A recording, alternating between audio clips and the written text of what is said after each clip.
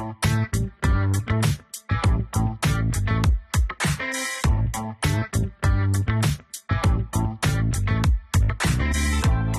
to Running on Ice, the coolest community in freight. I'm your host, Mary O'Connell, bringing you the latest tech updates, warehouse news, and everything happening in the cold chain world. Not only is there the coolest show in freight, but there is also Running on Ice, a newsletter that could not be colder. You can subscribe to that on FreightWaves.com/runningonIce. Today we welcome the one and only Shyam Krishna, VP of Healthcare Solutions at Softeon. Thank you for joining us today. Thanks, Mary. Thanks for giving me the opportunity. I am excited because we have talked to Softeon in the past, but we did kind of more of the data and we did a lot of the technology behind it and kind of the automated warehouse that you're doing. But today we're driving into healthcare solutions. And I like that because there's a lot that I don't know about the healthcare world. And I feel like you're the right expert to get me some more knowledge on it. Let me help you out there. All right, before we get too far into it, let's get some background on you and kind of how you got started at Softeon. Well, the founder of Softeon, who's a principal architect of the product, he and I were friends, worked together, mid-'80s, and then later we kind of reconnected in the mid-'90s, and then he had this dream of building a supply chain product. And then the journey began in 1999, being through the journey as a Colonel employee, one of the first few employees. Do you remember employee 2, 3, or 4, whatever? It's been an incredible journey until 2021, where we got into global healthcare systems in a big way. Until then, we were known for retail, consumer product goods, e-commerce, automotive, and several verticals. And we grew very fast, and then tended to be industry leader, and then in healthcare, it required a lot of, a lot of efforts in terms of because the pharmaceutical industry is very regulated, very specialized and focused. So it required a lot of expertise, for us to prove to the world, the pharma world, that we are capable of delivering the solution, and our platform is ready for it. So for me, the journey in pharma and healthcare started somewhere in the early pandemic, 2020, but then it solidified from 2021. I think the biggest understatement of the year is that when you said the pharma is a little particular, and you really have to show them that you know what you're talking about, because pharma, I think, is quite possibly one of the most intricate industries to work in. Oh, absolutely. I think the fundamental thing about pharma is, I think it's no such industry except perhaps, food and beverage will come close to it, because that's also under FDA regulations, and cosmetics, of course. But if you really look at the fundamental thing, everything which drives pharma is patient risk, right? So the systems, the quality systems, the compliances, they would always say, when you're doing something, whether you're building a hardware or a medical device or a software like Softeon, we're implementing a software for healthcare. Ultimately, does it cater to the industry? Does it cater to patient risk? Every single operation, has it been tested? If it is hardware, the operational piece of the hardware, the equipment, the robotics, the automation, etc. And if it comes to the processes which we are configuring to deliver the solution, has it been tested? Because everything is patient risk. And then there's a whole very complex methodology of risk assessment. Everything gets driven from that. The requirements are driven in pharmaceutical world from risk assessment. So from that perspective, I would say that it's a challenge, and it's unlike other verticals. I mean, it really is, because, like when I would ship agriculture seed, I would be like, look, and they're like, oh, we have to get this there. We have to get this there now. And I'm like, look, it's a truck of seed. Like, if it gets there today or if it gets there tomorrow, like, nobody's going to die because it's seed. But in pharmaceutical and healthcare, like, no, that it's monitored, because it literally could be life-saving medication, or it could be life-saving support where, it does matter. And to me, that makes it probably one of the most stressful verticals to work in, because everything actually does matter. And today's world, because again, manufacturing and supply chains are globally, distributed.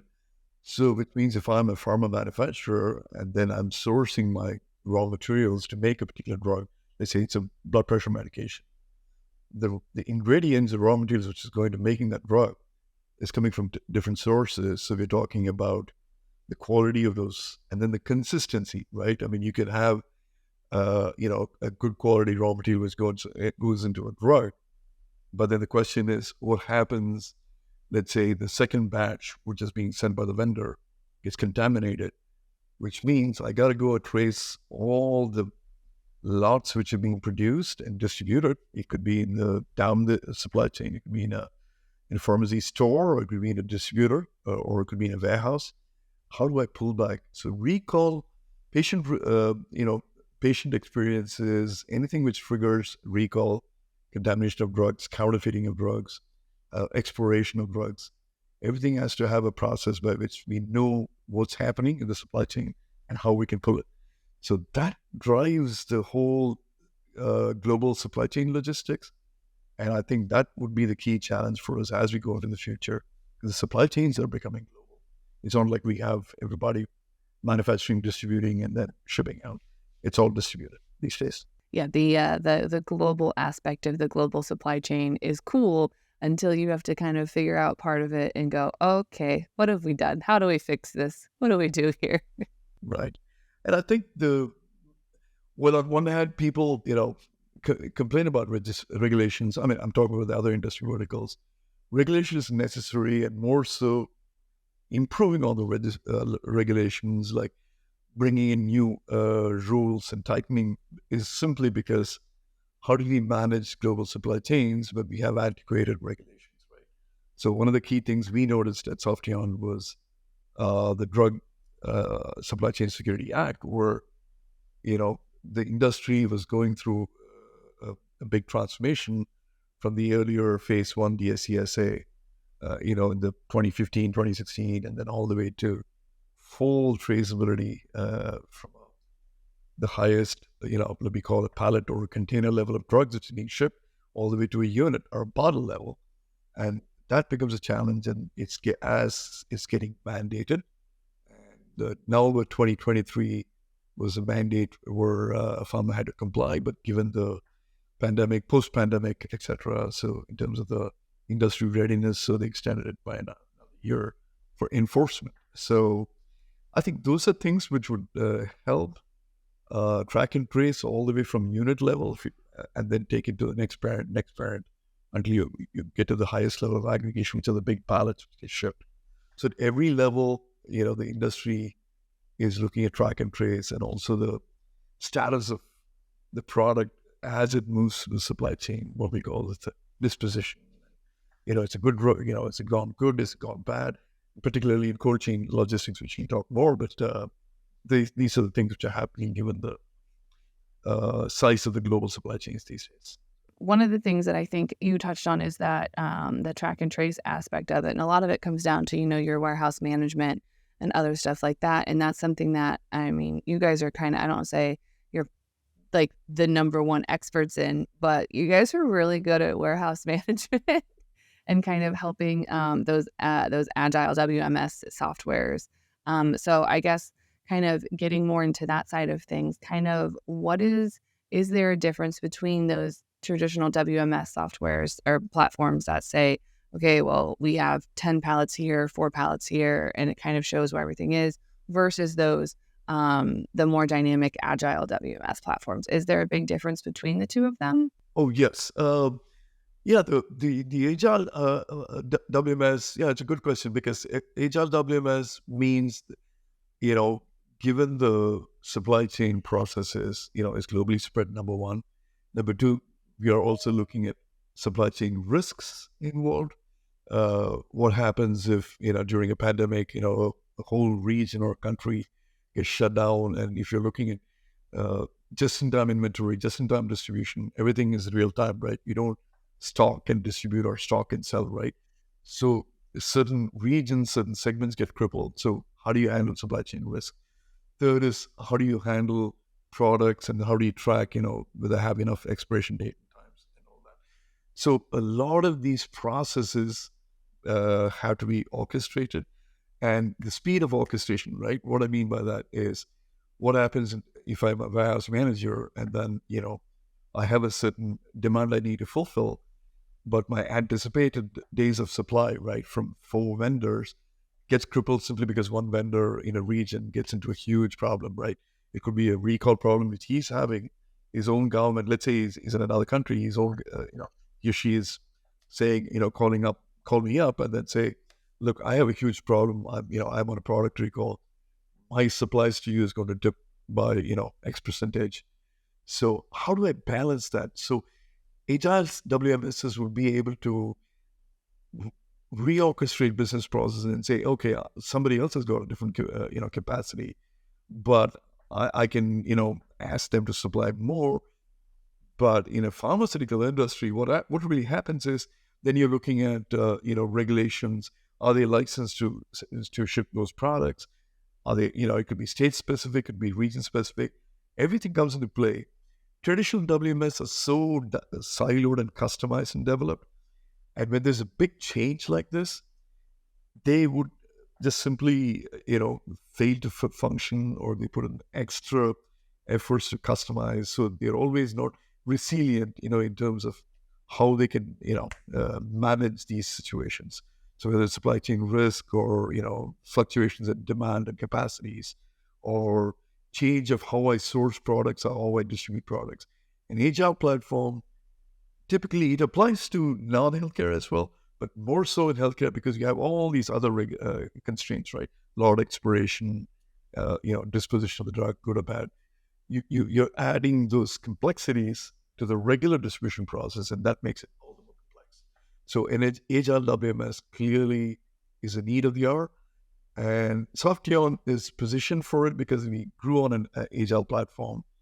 We learned our lessons from the non-healthcare industry, and we were mature enough to use some of the best practices, bring it into the healthcare. I mean, when you say that, it really kind of it allows for all of those, because I am not a software expert by any means, but anytime I hear something agile, I think of, like this is a really bad comparison, but I think of like the dog agility where they have to go through like the little the poles they have to hop between. I know there's a name for it. I don't remember what it is, but to be able to make a decision and hop that quickly, I think is still the same, general philosophy that carries over into, different types of agile software, or different, even, project management. I know there's a whole agile thing for that.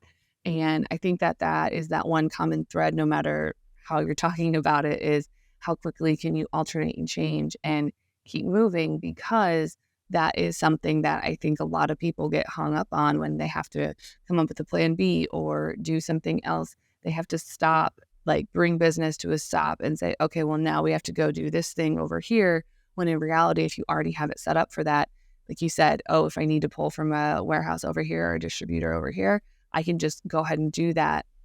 And it doesn't require like 10 meetings, a couple meetings that could have been an email, and 6 months of planning. It's just, oh, okay, so-and-so makes a decision and we're moving on. And I feel like that has to free up a lot of time and, energy that is spent on making these decisions when you don't have the technology to kind of help make them for you. I think there's a little difference, right? I mean, a lot of people would say, yeah, I'm using the right platform and tools to build this IT product. I can do agile because, if my customer wants to change, my pharma customer wants to change a business process, I can do it in 2 days, as opposed to my competition would take 30 days. But it's not that.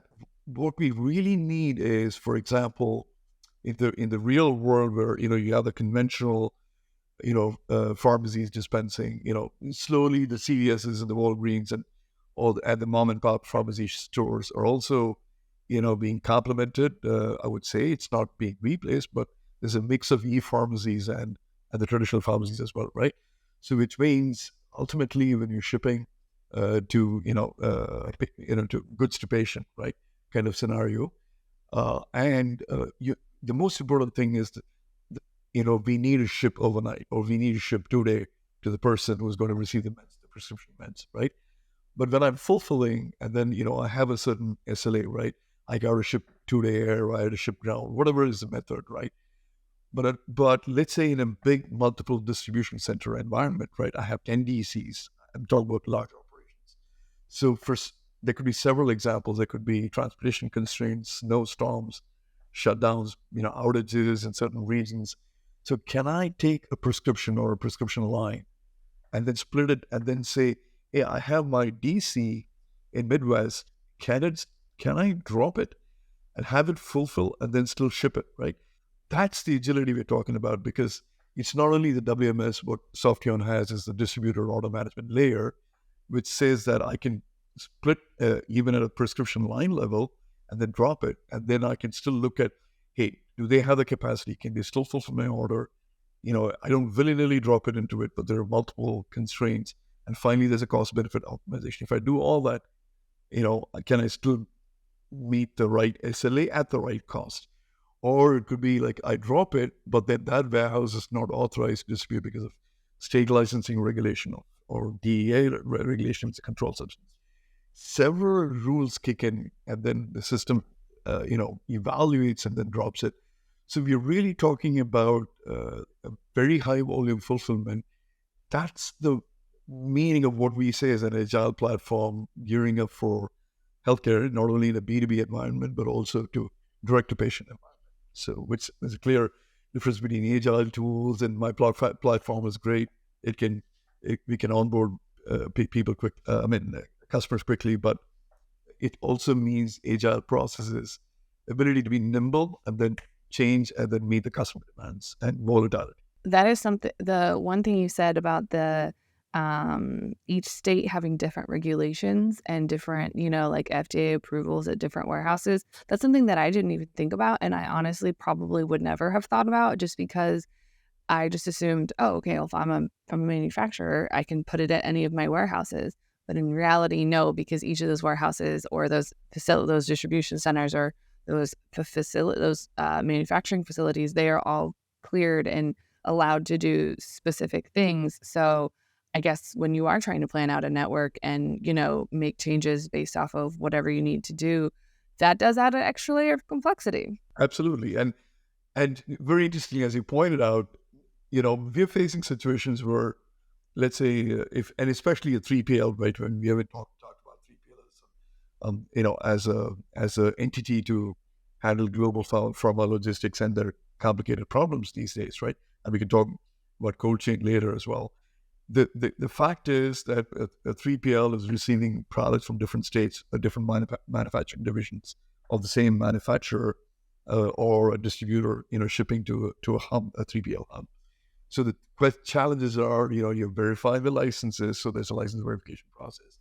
Then you're also complying to the DSCSA, the new DSCSA Act. At the time of receiving, we're hitting the serial number management repository, whatever that might be. There are several companies who are offering that.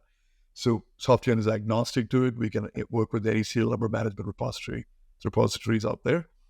And all of this is kicking in as the pallets are being received at the same time as it's being put away, or when a customer order comes in as it's being picked and fulfilled.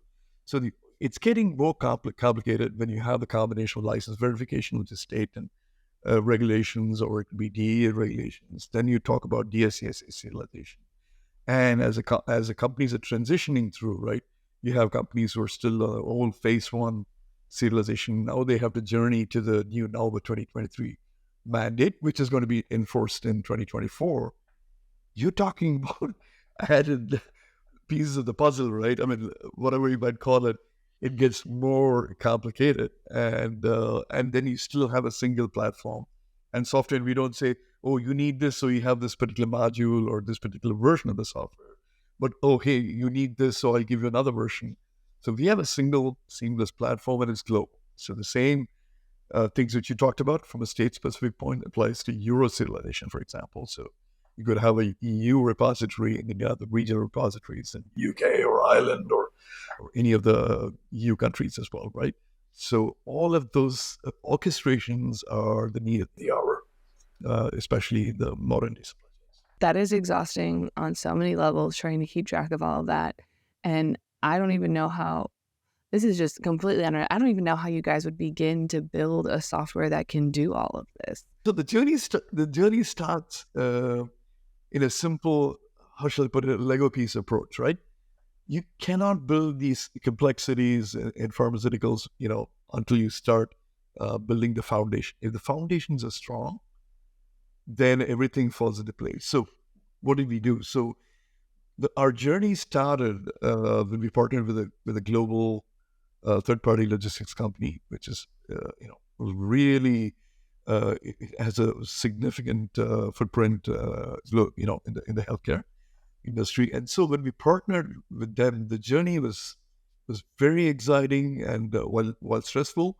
Um, it kind of was a collaborative, true partnership experience where we decided that what do we want as a first building blocks? I want a license verification. I want simple phase one serialization, because a lot of their customers who are using their logistics services, they were on a legacy platform, and the legacy platform was still not catering to the full DSCSA 2023 requirement. So how do we move them? First, that was the first problem. How do we bring in compliances like license verification, Canadian compliances or, European compliances, so on and so forth. So as we understood the requirement, also what we did was for the first time, I think it's very few organizations are doing that.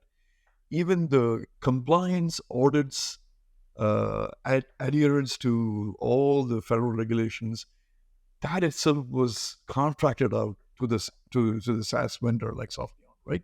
This is going to be a very unique game changer. A lot of the industries would say even this, is something where we can offload, because we want the vendor, the software vendor, to supply us a fully validated platform on the cloud. When I say validated, it means validated for FDA or the European counterparts and so on. So when we had to build that, so we had to build brick by brick and then take it to a certain set of pilots as an implementation. We can have a few pilots in the United States, a few pilots in Europe, so that we knock each of the critical things.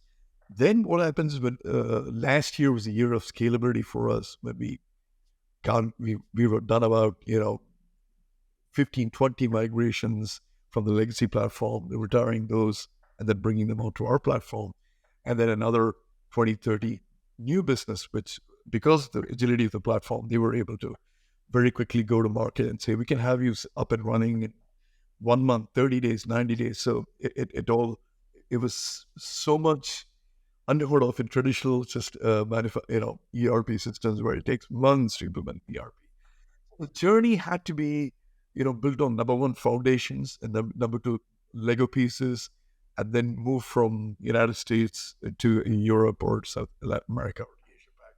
So we built that, and then we were ready. Year of 2023, we had a fully mature platform catering to a global pharmaceutical and life sciences logistics solutions. First of all, I am just blown away that you can get someone onboarded and like set up in under 6 months, because I ain't never seen anybody do something in under that amount of time. Well, to be honest, we have even done in about a month's time. I would say we could conservative in saying that, because there are two reasons. Even however ambitious a customer can get, even saying that, can I have this customer onboarded in 1 month or even less? Sometimes it's possible given the nature of the products, right? For example, if the products are non-serialized in nature, and the kind of requirements are not really high patient risk, you can have supplements, you can have vitamins, and you can have simple, med devices. It could be like, consumables, rubber gloves, vials and stuff, whatever it is for, to carry medicines. But the more it gets complicated, like, for example, when you're talking about license verification, serialization, other compliances, there is that period where even after configuration and we're ready to go live in let's say 30 days or something, there is a GAMP validation. Typically, GAMP is nothing but good automated manufacturing practice. Sometimes you call it GMP, good manufacturing practice, if it's not automated. So whether it's GMP or GAMP or GLP, good lab practices, there is that the client's audit mechanisms and the compliance teams who have to accept the system, no matter how fast we configure it and get it ready. So that adds to that little overhead. But I've seen cases last year where we did some excellent high volume onboarding in a matter of 30 to 45 days, and which is unheard of before. But thanks to the second point I was mentioning is as we understood the domain and then understood, after we started doing pilots and then more complex implementations, we started building the configuration wizards and tools, right? So which means the client becomes self-sufficient more and more. They're not dependent on me. And then that dependency would have been like 30, 70, 20, in the first year. Now, last year, it would be the other way back, right? They could do 80% themselves and 20% still rely on us because some interfaces, automation, robotics, a lot of those things will come into the picture where we have to help and lend our hand. Then that becomes added to the configuration wizard. So they just keep cloning the configurations and then changing specific to that business process. So the agility also gets that much faster due to the wizards and tools, which again talks about the state-of-the-art platform. Yeah. I absolutely love that. You guys have made it easy to add other vendors in and just made it just kind of straightforward. But that being said, we are running out of time. And Sham, there is a question that everyone that comes on the show has to answer. Are you ready for it? Yep. Is cereal considered a soup? No, I believe cereal is a cereal, and I have my own reasons. Soup to me, I do love Indian food, right? So soup to me is like a thick, spicy gravy, right? And my definition or the way I've been raised as a kid always is a different thing. And I love my cereals too, but I can never call it cereal a soup. But I do love my Rice Krispies, and if I can't, I got to switch to more formal, healthy cereals and not too much sugar. But certainly, I can't imagine a soup being a cereal. You're not eating Rice Krispies with some nice curry? Like, come on. But I have to separate it out. I can't mix it up, right? But I love my, the minestrone soups, and I love Italian, by the way, and some Spanish soups. I tried. I was on vacation last time, last summer in Spain, and so there was like fabulous, flavors and stuff. But I can't begin to myself. I think soup and cereal or something. I wonder why people believe that. I have no idea. It's a question that someone has posed, and some people have thoughts on it because technically, by definition, there's like a broth, and there's like something inside of the broth, but the broth is just milk. So, and there's cold soups. Like there are still quite a lot of debate here. But watching Food Network, I can see where this is going because I've seen a lot of fusion or whatever, right? I mean, they bring that, I'm a fan of watching it, but, I'm just the traditional, keep the separate going. All right. So if anyone wants to find you outside of the show, where can they find you? Well, I'm not much of a social media person, but just send me a post on LinkedIn or email me directly. I'd be happy to answer the questions or share any thoughts or if there are people, interested more in healthcare. Well, thank you so much for joining us today. Thank you very much. And it's been an enjoyable conversation, Mary. You can catch other episodes of Running on Ice right here on FreightWaves TV, YouTube, or anywhere else you get your podcasts like Apple Podcasts and Spotify. Need more Running on Ice news? No sweat. Subscribe to the newsletter on freightwaves.com/running on ice. See you on the internet.